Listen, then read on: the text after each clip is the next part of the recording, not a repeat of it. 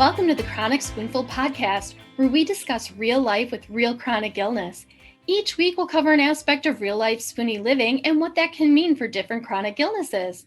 We hope this will be a place you can go for updated spoony info and where you'll find humor, because, we're a little crazy, important information, and community. As a disclaimer, we just want to remind you that yes, we'll be talking about chronic illness and health information, but we are not your doctor. Everyone's chronic illness is different, and we are absolutely not MDs, so we are not qualified to give you medical advice. We're going to tell you unequivocally to discuss anything we talk about on this podcast with your doctor. So welcome back, everyone. We'd like to thank you again for joining us on the Chronic Spoonful podcast. And today we have another special guest. Nicole and I are so excited for this one because we've really wanted to talk about disability for a while. And, while Nicole has been very honest about being on disability, and we know a lot of people on disability, we wanted someone who had some expertise with disability. So we have Brad Thomas on today, who is a SSDI attorney in Texas, and he's going to answer a lot of our questions today about disability. And when we're done, if you have further questions, you can message us. We will give you Brad's handle. You can follow him on TikTok and social media and ask all the questions you want. But as a disclaimer, everybody needs to remember that this is not just like Nicole and I remind you, we are not doctors. We are not giving medical advice. This is not the lawyer show giving you lawyer advice. This is just some general information about disability. And so, take it that way. Don't come after us for anything. We prefer to keep this nice and even keel, but we think it's really important that we all talk about disability and how you get it and what it, what is disability and all that type of stuff, because I think a lot of people are very confused about the process. So thank you, Brad, for coming on. So glad to be here. Thanks for having me on the show.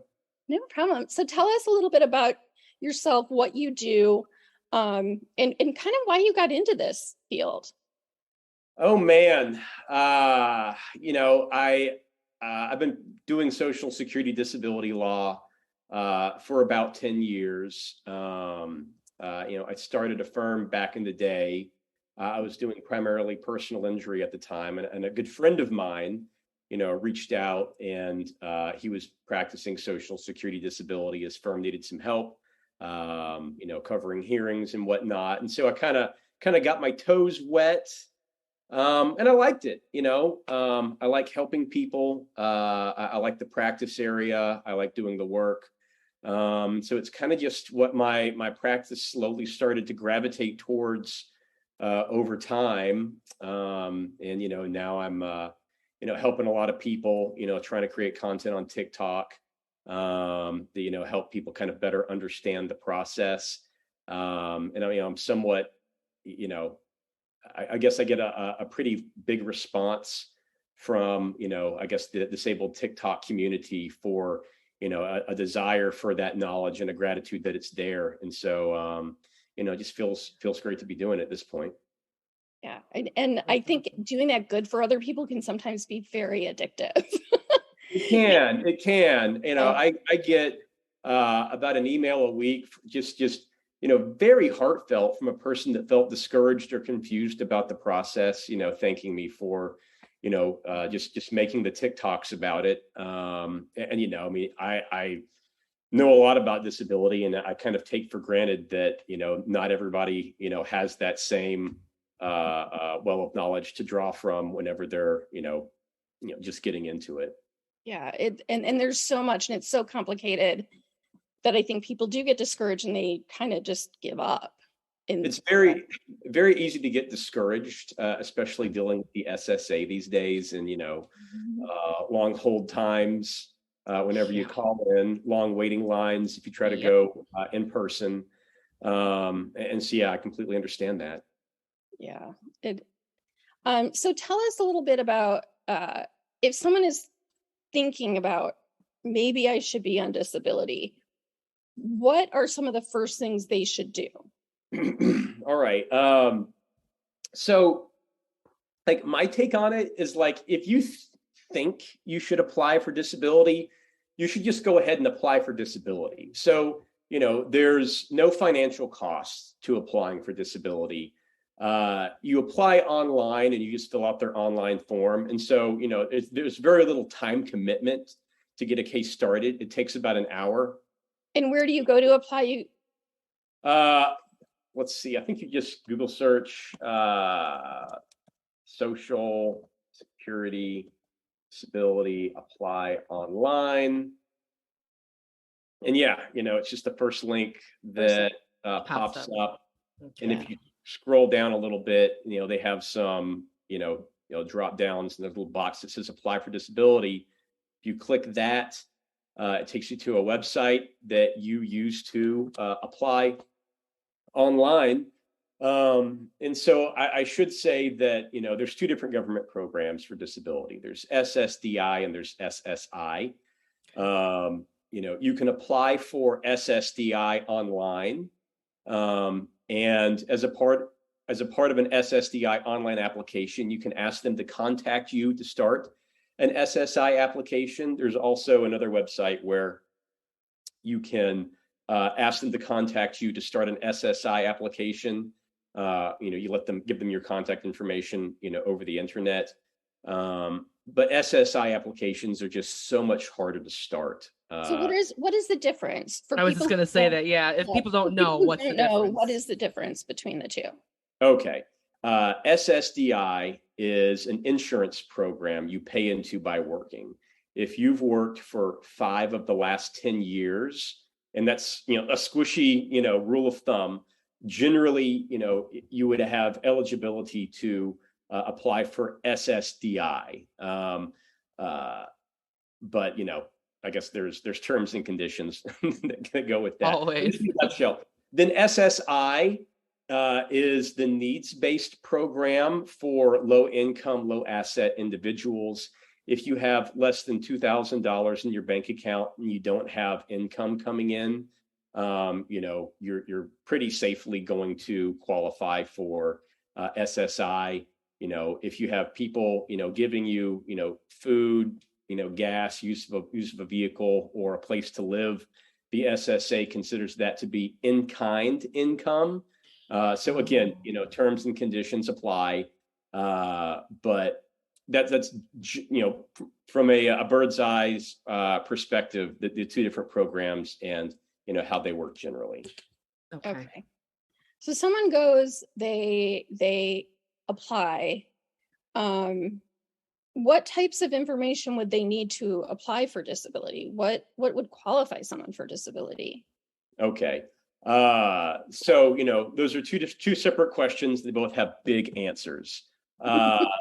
What information would you need to have handy to apply for disability? The most important information is the names and addresses of your medical care providers so that you can provide that to the SSA along with your application. I mean, the SSA application they're going to ask a lot of questions, and a lot of those questions are going to be weird.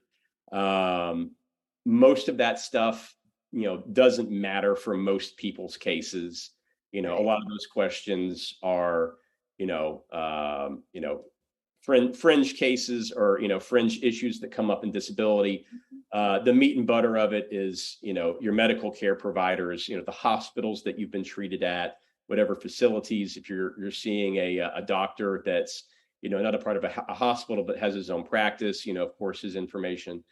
But, that gives the SSA the ability to order your medical records. And that's the primary thing that they're going to look at to decide, whether or not you're disabled.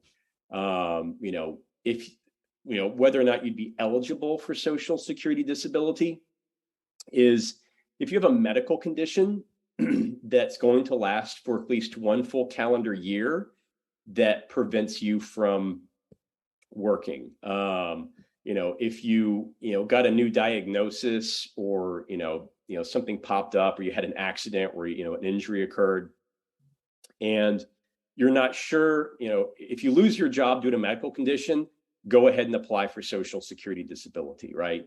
The whole process can take 2 years. And so I think it's a really good idea to just get that ball rolling. If you end up, returning to work within a year or not needing disability, just pull your claim down. It's very easy to do, no penalties for doing that. Even if you hire an attorney, all attorneys charge the same thing for Social Security disability, which is no money up front. And if your case is lost, you don't owe them anything. And so, if an attorney, if you hire an attorney and, you end up, getting better, feeling better, just pull your claim down. You don't owe the attorney anything. And the attorney should know that whenever, they first signed you up, that, that was a possibility for your case. Yeah. So yeah, just in a nutshell, there's just very, very low barriers to applying. And I think not enough people, try, or they wait too long because of, intimidation or overwhelmed with what they're dealing with. It's very intimidating. Yeah. And you're already overwhelmed with your chronic illness. So now you get overwhelmed by having to fill all this stuff out. It's like, let's just pile on the trauma. I know. There's only so many spoons in a day to go around. Right. And dealing with the SSA requires a lot of spoons. Yes. Just making sure that, they have all the paperwork they need and they're not waiting on something from you, or, just touching base with them to make sure your claims moving forward, or you didn't, miss a piece of mail in the mail. My office tries to call the SSA on all of our cases every 60 days, just because, any one case could be just fine, but a significant number of cases will fall through the cracks if you're not following up on them. And so it's something that we just, it's part of our best practices to make sure that we're providing a high level of service to all of our clients.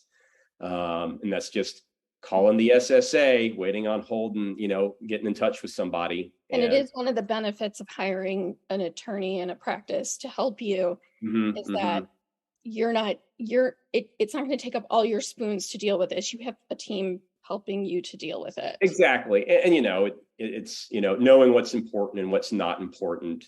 A lot of my clients will call me up and they'll be like, hey, I got this piece of mail from the SSA. They want documents from us. They said the deadline was today. This is an emergency and I'm frightened. And it's just like, some of the deadlines are really important. Some of the deadlines that the SSA has are really just trying to motivate people to, act promptly on their cases. Yeah. And knowing the distinction can, relieve a lot of stress if you don't know. Which is a nice thing for us, because stress tends to trigger our illnesses even more. Exactly.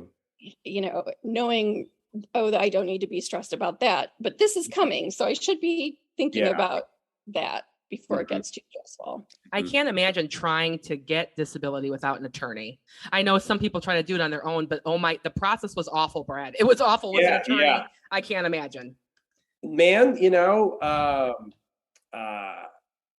I get a significant number of calls from people who have at least started the process, which, as an attorney, I'm always thankful for, to pick up a file that's, halfway complete. But yeah, it's hard to say that any individual case, absolutely needs an attorney to get from start to finish. But, just like what y'all are talking about, a lot of people, if you truly need benefits, then dealing with, all the confusion and the rigors and just the uncertainty, right? Not a lot. If you've never dealt with the SSA before, you get that first denial letter in the mail, and it's just like, well, I guess that's it. I guess I'm undeserving, or they're not going to give it to me. And it's just like, no. You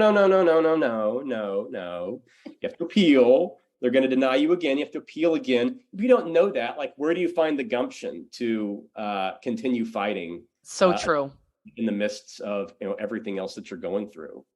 It's true. I didn't know, because my attorney told me, just so you know, you're going to be denied probably a couple of times, 2 or 3 times. And I had no idea. But if she wouldn't have told me that, I would have been devastated when I got that first letter. Yeah. Absolutely. And then, on the other side of that, just setting realistic expectations insofar as, SSA is not a perfectly fair system, right? A lot of people are going to get denied benefits that need it, especially on their first application. And by first application, I mean, going in front of a judge. The under 50 crowd are going to lose like 1/3. I mean, they're going to win like 1/3 of the time. Wow. And so if I'm, talking with somebody and it's just like, all right, this is an individual, in their 30s with primarily, mental illness based symptoms. They've had some hospitalizations, but their medical care hasn't been as consistent as you'd like to see. They're dealing with homelessness. Those cases get denied very frequently. And so, just being able to express that up front, where it's just like, hey, you get through this, and I'm glad to represent you, but I want to be real about what a likely result is here, and your odds aren't great. It doesn't mean not to try. It just means scared.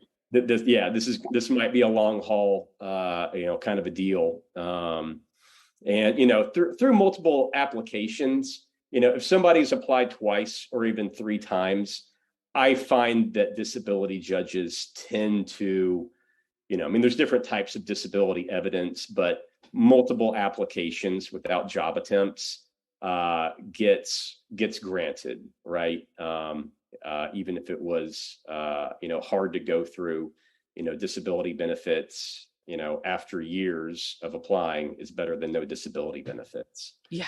But that's tough. That's very tough. And like, just the human side of that, and what that individual has to go through in the meantime. Yeah. I don't truly know, but I talk to people about it a lot, and it sounds terrible. Yeah. It's really hard if you can't work, but there's no money coming in, and you've got to figure out a way to support yourself, try to keep a roof over your head. And a lot of people aren't successful with that. Oh God. And people come from a range of backgrounds and have a range of support systems in place. Some people have no support systems. Some people are just truly alone out there.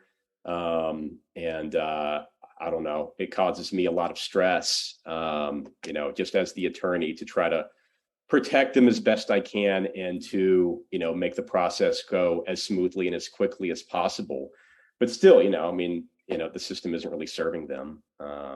It's just not really designed to. And I think people need to go in with that understanding that it is going to be hard, and the system is not designed to grant you disability. It's actually to weed out people who think don't need disability. Trying to, quote unquote, cheat the system, even though that's such a small percentage. And I don't think that Social Security disability fraud is like a real thing. Even if you lightly screen your clients as a lawyer, you're talking to, all people who desperately need benefits. It's just really hard, because a lot of cases get denied. I don't know anybody that, works inside the SSA, but, it certainly feels like, their priority is not making sure everybody gets benefits that needs benefits. And it's tough. It's really tough. It's very tough. And I think people need to, like, it's hard because you hear, certain people and shows and politicians screaming, oh, there's so much fraud. If someone is trying to get your money through SSA, number one, that is not the way to do it. Yeah. And two, like, this is not the same as like unemployment fraud and other types of benefits, like, SNAP benefits or something, where it's kind of a little bit easier to impersonate someone's identity and get the money. Yeah. There's so much that goes into SSA that it's people who start that process are in need of help. Yeah. I don't really see, I mean, like there's people that might, kick the tires about getting disability. Like, is this right for me? And, if I have to, talk with these people, I'm just going to tell them no. And, that's the end of it. You don't really see people who are healthy and capable of working, pursuing disability benefits as an option. And like the SSA, you can't just send them your medical records and say, look through these, right? You're going to order all of your medical records themselves from your medical care providers.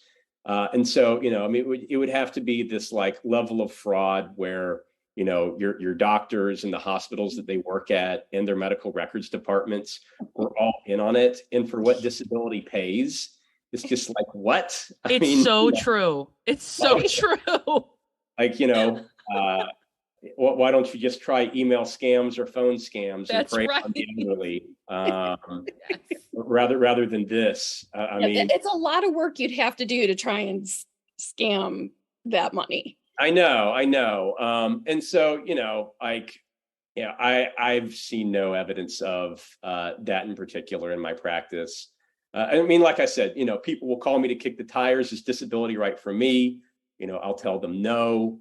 But, straight up, healthy working people collecting disability benefits, it's just like, not anybody that can, at least work full time.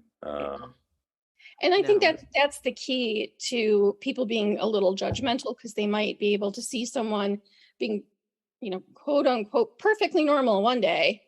And that's maybe how they see them when they see them periodically, but they don't know what's going on behind closed doors. They don't know that their brain fog is so bad that the job they used to have as an accountant, they can't do anymore because their attention to detail is completely gone. Yeah. Know that someone is just pushing through the pain to hang out with you for a couple hours. Exactly. Like there's so much we don't see. We don't know that someone over here might be smiling, but they're really suffering with severe depression. Yeah. And borderline suicidal. You just don't know these things about what's going on inside people. So I find that the judgment can be really harsh and unwarranted. And I mean, oftentimes there's just like a lack of thought put behind it. On my TikTok channel, in the comments section, there's a lot of people that come and troll, and they're just like, I know I have an aunt and she seems fine. But yeah, I mean, first of all, you don't know what that person's going through.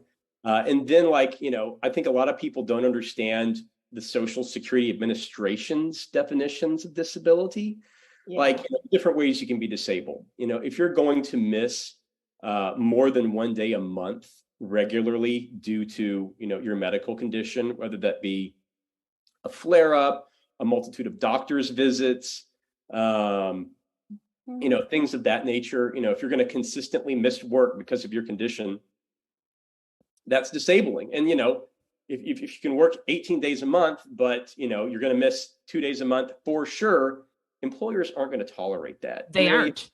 And so, serial unemployment is disability, and the ability to get a job is a lot different than the ability to, sustain a job over, say, like a 6-month span. And if you're constantly getting fired and, constantly, under threat of, losing, your apartment, and constantly under, having to deal with, not having enough food to eat because you don't have steady employment, that's disability. Another way that, commonly people get disabled if they're going to be off task in a work setting, 15% or more of a work day. If you can't work 15% of the day, you're going to lose your job. You can certainly, be pleasant to house guests. You can certainly, smile at Thanksgiving and Christmas, and be off task for 15% of the day, but doesn't mean you're going to be able to work. And for the over 50 crowd, if you're over 50, you don't have any sedentary past work, then if you can't stand for 6 hours in an 8-hour workday, then that's also disabling. And so just even if you could do a sedentary job, and you're over 50, in a lot of circumstances, the SSA doesn't require you to go out and try that. You're disabled. And so, they see, have a family member with a bad knee issue that, meets Social Security's definition of disability, that person is disabled, but they don't see that. They just see that, okay, he has some knee pain, but he could still do something. The SSA doesn't require you to do that because that's how the system's set up, and it's just not required. Well, one of the other things that people don't understand about disability, and Nicole found out a little late in her disability journey, was that you can, for a lot of people with that are on disability, they can work part-time. Disability does allow a lot of people to make a certain amount of money, like they give you a threshold of what you can make each month. Mm-hmm.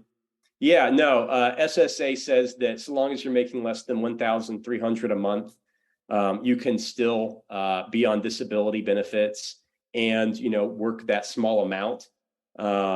Just as, my take is that if you're on disability, I would discourage you from working, just because I see the SSA use even a small amount of work as, grounds to kick people off disability. And then, they made a little bit more money, but they're short a lot more. And it ended up not really being a helpful thing for them. I don't have hard data on, how often that occurs, people that work. I just have a lot of anecdotal evidence of, talking with people and dealing with people that, they lost their disability and now they have an overpayment claim and it's a nightmare for them. And so I generally discourage people from working once they get disability benefits due to that. I wish there was hard data published on that. I haven't seen it yet, but that's just kind of where I'm at right now on my take on it. Yeah, but it really sucks, Brad, because like I work part-time. I have for a couple years, but they bother me constantly about something, and I'm like, you don't give me enough to live on. So if I want to pay all my bills, because my medical bills, even though I have Medicare, the medical bills are piling up. I still have, 20% of all my bills to pay, and it really is almost impossible. It's awful. It's living life on the razor's edge. Yep. And, you have to, work a little bit more and it can all be taken away from you. And it's kind of looming over you at all times. And if you lose your disability payments, then it's really, really hard. And I strongly dislike how the system operates in that regard. I think it's very cruel and unfair to people. Right, because it's not necessarily that someone has a disabling condition to keep them from that keeps them from doing anything. A lot of times, a disabling condition just means you can't do something all the time. Yeah. So it's almost like they want you to basically be bedridden and like in a hospital bed with IVs hooked up to you at all times, and you can't move at all. That's the only way you're going to get to keep your disability. Yeah. And that's just not the way life works at all. But I've seen people on disability have to downsize their homes, move back with their parents. Yeah, that's what happened to me. I lost my apartment. Renting. Yeah. Just all that's very real. And that's even after you start collecting disability. You've got to deal with first of all, making sure the SSA stays updated with your address at all times. Because if you miss mail from them, all of a sudden your disability is gone. And then, dealing with continuing disability reviews every 3 to 7 years. Just frightening. I've helped people from time to time on a pro bono basis that are having to, go in front of a disability judge to defend their disability benefits. And, it's scary for them, really every time that I've done it, the SSA hasn't had all of their medical records in their file. And so, they need help to, make sure that their medical records complete so the judge gets a full understanding of, what their medical situation is. Because it's not in the medical records. There's no talking a judge into believing what you're going through. You got to have the medical records. And so, I don't know that a lot of people, know to look into that to make sure that their medical file is complete before they're going in front of a continuing disability review hearing. And it's hard and scary. And that's all the judge has to work off of. So True. in the court systems, when we would present sentencing recommendations, or we would present, what we had as probation officers to the judge is working off of that information. They see, dozens of cases a day. Yeah. So for them, it's that and the legal system is an evidence-based system. It True. just is. Yeah. So you have to kind of take the emotion out a little bit. Yeah. Yeah. It's for people trying to defend their disability benefits, lawyers are generally not interested in getting involved with those claims because they're not, there's no mechanism to get paid on them. Really, they're not as financially viable as, situations where, you're helping someone apply and get on disability. And so it's just really hard. Yeah. Sure. Which makes sense. I mean, lawyers have to make a living too. I mean, again. Oh gosh, the staff gets expensive just to do all the work to keep up with everything. Yeah. Yeah. Sure. I mean, no one wants to work for free. So I try to remind people of that when they're like, oh, they charge so much. I'm like, well, no one wants to work for free. And believe me, no Social Security disability attorney, are living in multi-million-dollar mansions anywhere. They're doing it because they care. I mean, it's not the same as some forms of law. So, oh yeah, I mean, it's not as profit driven as personal injury for sure, or family law, or some of those other where legal bills can really accumulate. But if you're going on disability, certainly having to pay your attorney, that's a lot of money for where you're at that particular point in time, and I understand that. I mean, but that's something I think that we don't talk about as much, is that when you do hire an attorney, yes, they agree to do your take your case for free, but you do have to pay them in the end, and sometimes that's going to come out of whatever settlement you get once they approve it. Yeah, the back pay. So it's going to come out of that back pay for you. So you need to be prepared for that too. Mm-hmm. When you do. But I mean, like, that's a better system than, say, cash up front. Yes, so. Much. Yeah, because most people wouldn't be able to hire a disability attorney. You just can't, not in the situation you're in. No, but I do think people need to mentally prepare themselves for that cost. It's just like, if you're lucky enough to have someone you owe money to, or someplace you owe money to, that's willing to say, yeah, we will wait until you get payment. Yeah. You have to go back and pay everything you've owed for X number of months. So I think people need to think of it the same way. No one's working for free, so you will have to pay. Yeah. In the end. But again, yes, it's better to get the disability and have to pay out of that back pay than to have to try and find the money up front. And the flip side of that, if you lose, you don't owe your attorney anything. So, sometimes they are working for free. That's very true. That's very true. So hopefully that motivates your attorney to do a good job on your case. My firm, I try to do everything that I can think of, to help speed cases along and put them in, the best shot they have to get granted. It's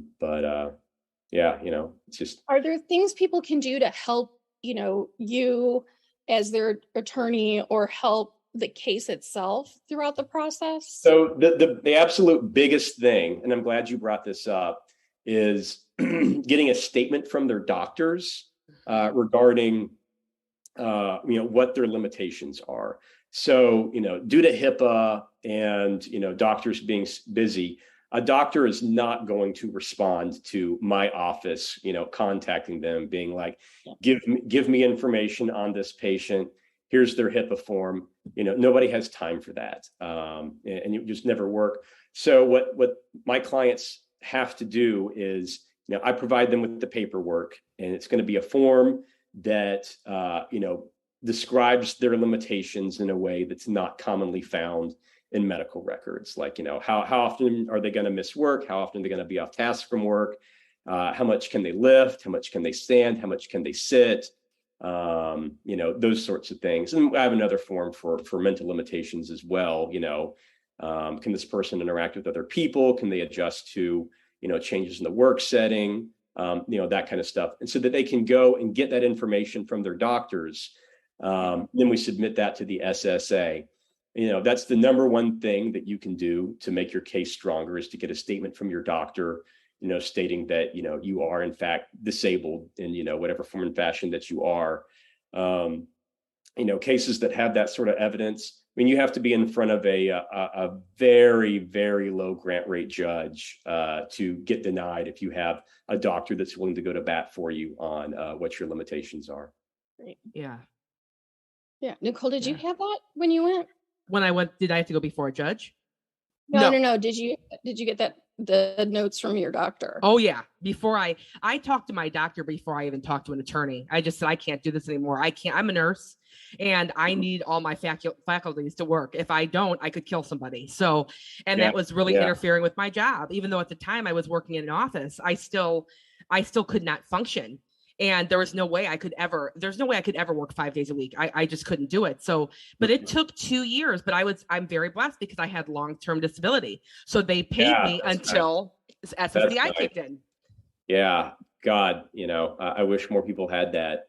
Me too. Be the biggest godsend for disability applicants. Yes. Breathe a sigh of relief whenever a person tells me that they have those options. It's just like, thank goodness.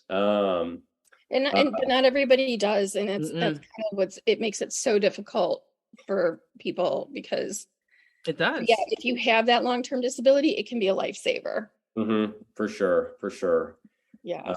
Again, it's like Nicole is in a very, nursing is a difficult field, and especially if you're like a floor nurse, you're on your feet all the time. When you have a disability, that changes. But how you do your job, how you live your life, it's sometimes very mental. It's not always physical, and there's different things your doctors can look at to talk about it hindering work. Especially. For sure. And yeah, man, just a lot of retired nurses applying for Social Security disability after lifting the wrong patient. I believe that. Just see that a lot. My aunt had to leave emergency medicine because of that. She's able to work. She didn't have to apply for disability, but she had to go to a desk job. She was hurting herself trying to lift patients. No, it's really, really hard. My advice to all those nurses listening to the podcast is don't be a hero. Yes. Yes. It's so true. Oh my gosh. Yeah. I feel that. And I wasn't a nurse, but I feel that. Yeah. Lifting event equipment for so many years and playing murder. Yeah, don't be a hero. Hard. Let people help you. Yeah, always. That sign to hit you in the head when you can't keep it up that long to screw it into the bolt into those spot. But needless to say, I've been hit in the head many times because I'm a murderer. It's not a good thing. So, Brad, out of curiosity, on average, is 2 years the average it takes to get, if you can get disability? Is that about the average that you're seeing?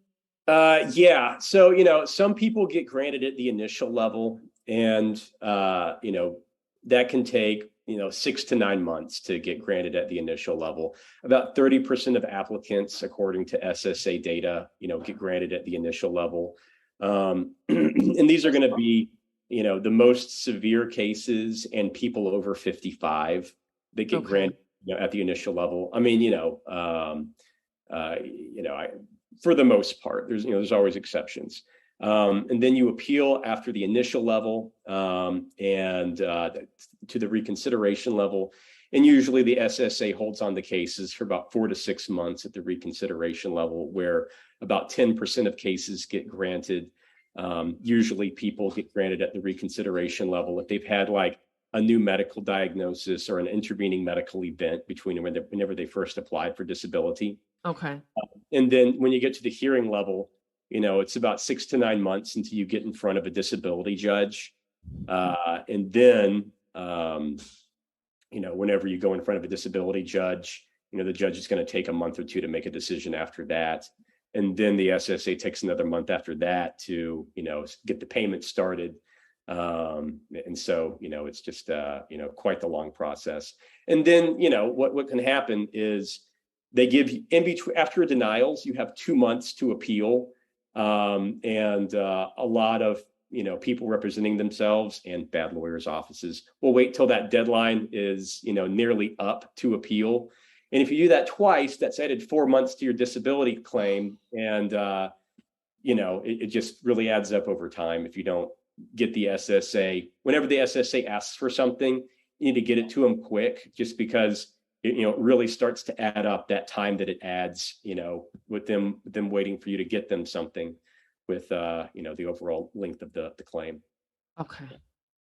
Yes, it's important to, stay on that stuff and keep it in a place where you can remember to do it. I think just do it. Just knock it out. Just knock it out. It's like we all deal with so much brain fog and forgetfulness, and we've got 20 things happening in our medical lives all at the same time. So, once you set it aside, it's so easy to forget that it's there. Yeah. But getting it done right away is it's the best advice for anybody. Sure. And there's not a whole lot that can go wrong in a disability claim that can't be fixed later, right? The forms don't need to be all completed correctly. I mean, they do, but small mistakes just don't matter. The big thing is just making sure the SSA has all of your medical records. And if you're unsure of something, very commonly at the end of forms, the SSA will have what else do we need to know? And you just add your caveats or your things that you weren't sure about in there, just so it's a part of the file. And, my best advice is just get it done as quickly as possible. Whenever you get to the hearing level, if there's some crazy issue or, you filled out something wrong, you're most likely going to get questioned about it at that time. And then, it'll be a part of a conversation where you can ask for clarification if you're unsure of something. So you can, wrinkle out or iron out a lot of wrinkles at the hearing level if there was a mistake made along the way. So, yeah, I think that takes a lot of pressure off of people to know that, don't, just skim over things and think, I can fix it later. Try your best, but it doesn't need to be perfect. Exactly. And I think that sometimes we think it all has to be perfect, and you can get caught up in that. Yeah. I mean, the SSA, generally speaking, I've levied a lot of criticisms of the SSA so far. They're very chill to deal with. They're very understanding about things. I've had people come to me and, they've blown deadlines to appeal, which is, the one major deadline that you generally need to stick with. The SSA generally always allows for late appeals, unless it's just been months and months. They have a real attitude of, we just want cases to proceed from start to finish and get decided on the merits. And they don't want, cases to get denied for highly technical reasons, or, because somebody was, dealing with a medical crisis and they couldn't get something fast enough. That's generally not how they operate. And that's one of the things that I love most about the SSA. Yeah. I mean, they're not evil people. When I levied the criticism that they're looking for how they can deny you, it's not that kind of stuff. But we have to remember that they have a limited budget. Yeah. Limited amount that they can dole out to people.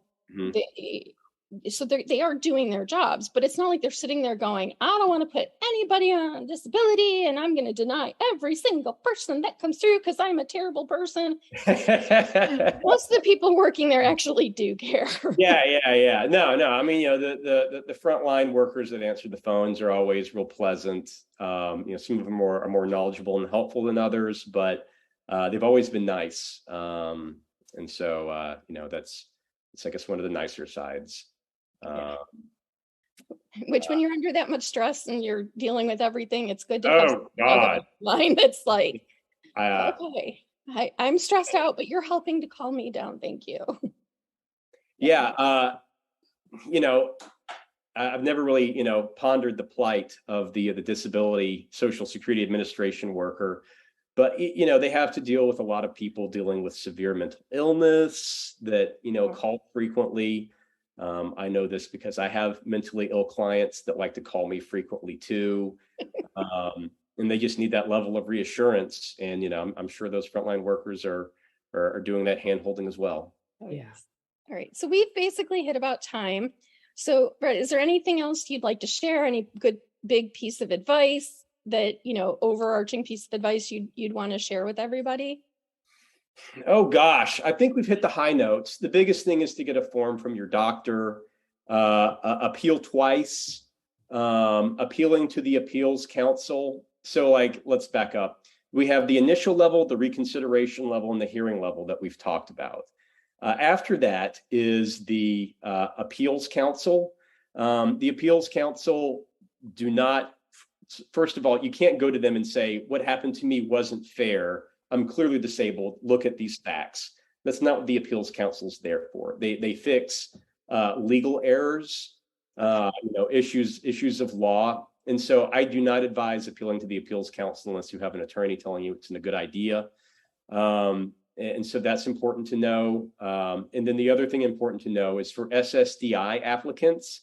At the beginning of the podcast, I said you had to have worked 5 of the last 10 years. And that's because your eligibility for SSDI will expire over time. You have to be found disabled prior to what's called your date last insured, which is an arbitrary date in the future based on how much you've worked in the past. It's another important reason to apply as soon as possible, because you can have, usually if you've had a consistent work history, you can apply for disability. Your date last insured is going to be 5 years in the future, which means you get really 3 bites at the apple.